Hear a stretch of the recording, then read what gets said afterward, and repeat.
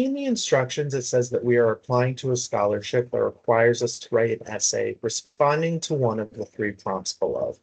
So it's important that you keep in the back of your mind the idea that this is going to be to a scholarship. So you're going to be writing this response under the guise of a scholarship. So the tip down at the bottom here, it says browse Scholarship 360 to view the kinds of scholarship prompts you will encounter when searching for affordable ways to pay for college. So if you want to get a better idea of different types of scholarships that are available to you and how they can help be the basis of this assignment, then you can click down here and review them.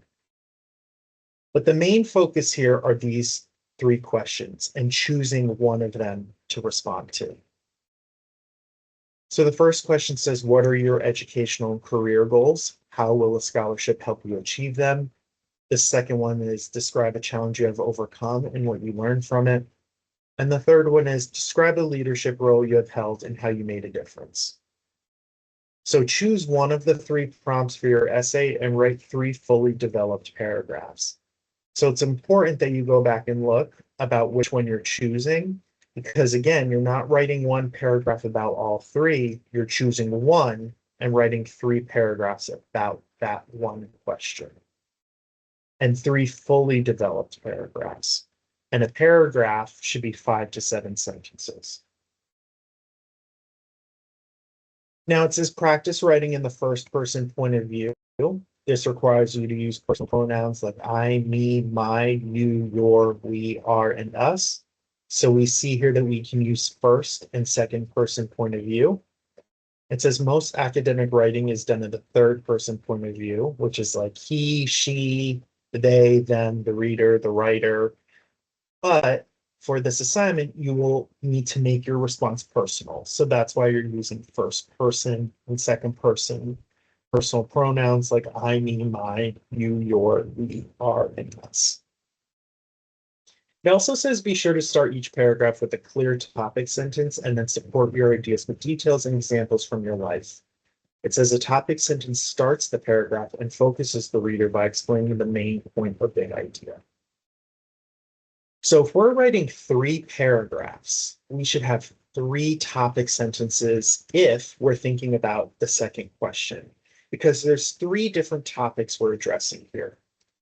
So the big idea is the question, right? Describing the challenges we have overcome and what we learned from it. However, each paragraph is focusing on a different idea. If I was writing this essay, and if I chose the second question, I would build the first paragraph around the challenge.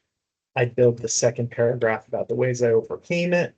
And I'd build a third paragraph about what I learned from it. Now, it's very important that you let the reader know in that first paragraph right away which question you're going to be focusing on.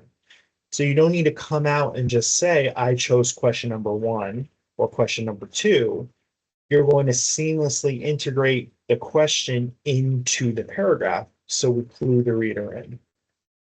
So you could say something in the first sentence like, a challenge that I have struggled with throughout my entire life is blank, or a challenge that I really struggled with in my teenage years is blank.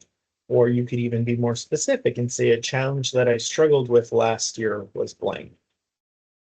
Or you can even be along the lines of saying, while there are many challenges that I've struggled with throughout life, one that comes to mind is blank.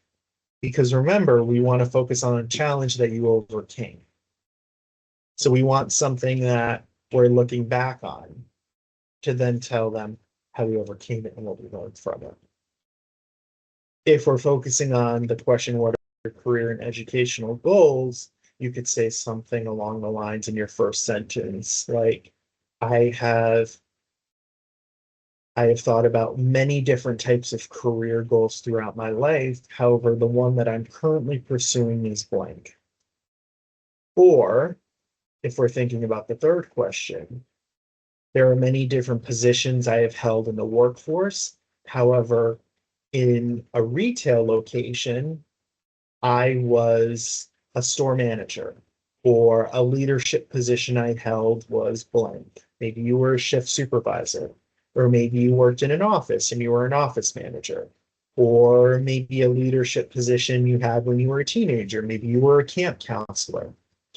Doesn't matter which leadership position it is, you just want to start the paragraph off so we know that that's the question you chose.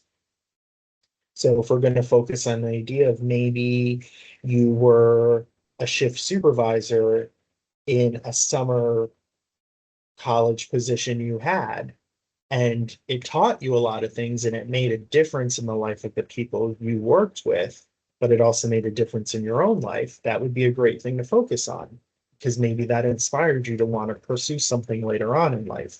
So you could start off your paragraph by saying, when I was a junior in college, I held a leadership position at my local ice cream shop doing blank. So we're cluing the reader in what the question is. Now, I'm going to go back to this question because I like how we can easily structure it into 3 paragraphs.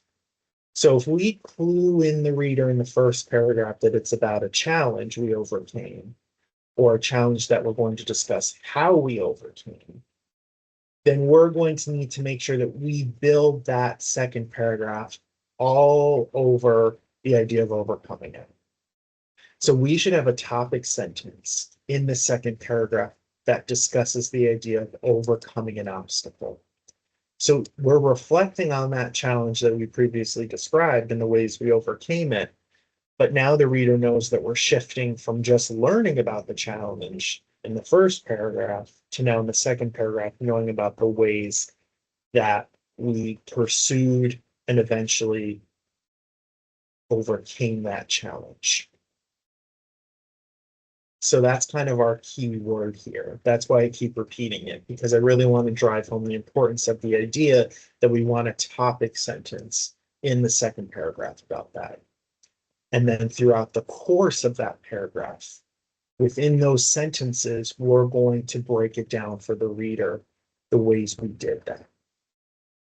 In the third paragraph, if we're talking about what we learned from it, right? So it's the learning experience, what we learned about that challenge and the ways we overcame it. Then we want a topic sentence in our third paragraph about the learning experience.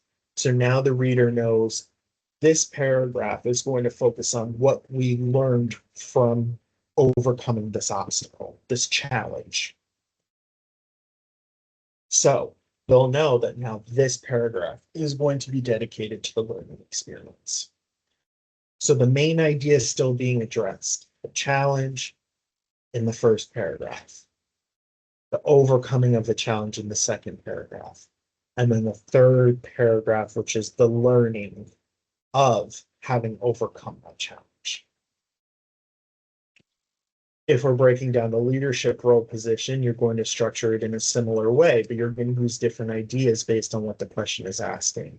If you're going to do the educational and career goals and how scholarship will help you achieve them, you're going to be following the same format. You need to have 3 paragraphs. You're going to break it down into 3 paragraphs, and you're going to have a topic sentence for each of those paragraphs that addresses what you're going to be focusing on in the context of that one paragraph. All 3 of those paragraphs come together to tell a larger story, which is the answer to that question, but they're all doing different things in the process. So they're all different pieces of the puzzle. So remember, it's going to be a minimum of 3 paragraphs in length, using a strong personal voice. You're going to use the AP style template, which can be downloaded here. So your work is going to be done there. You're going to, after you've downloaded this copy, you're going to see the option to enable editing. You're going to fill out the title page, and you're going to do your work on the second page. And that says submit as a Microsoft Word document in proper APA format. For this assignment, unless you're citing an outside source, the APA component is going to be specifically about utilizing the template and make sure that you're filling it out correctly. There's really no need to cite an outside source unless you're going to be pulling specific things from the Scholarship 360 website or any other readings from this unit. But since that's not required, the use of outside research, you shouldn't really be having to cite anything for this. We really just want you to focus on these three questions and which one you're going to be choosing. There's also information here on how to download, fill, and upload the template.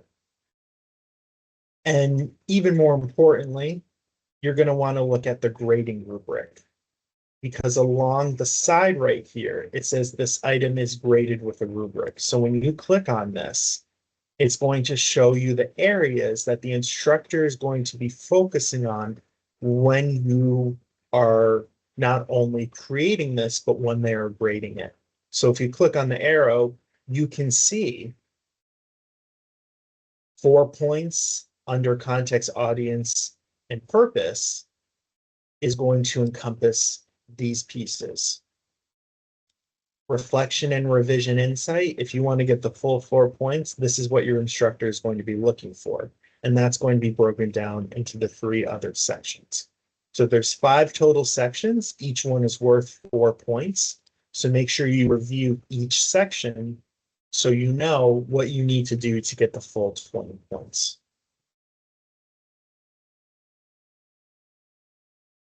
If you have any questions, feel free to reach out to the Center for Academic Success, but please make sure that you also contact your instructor because they are an important piece of this assignment since they're the ones who are going to be grading it.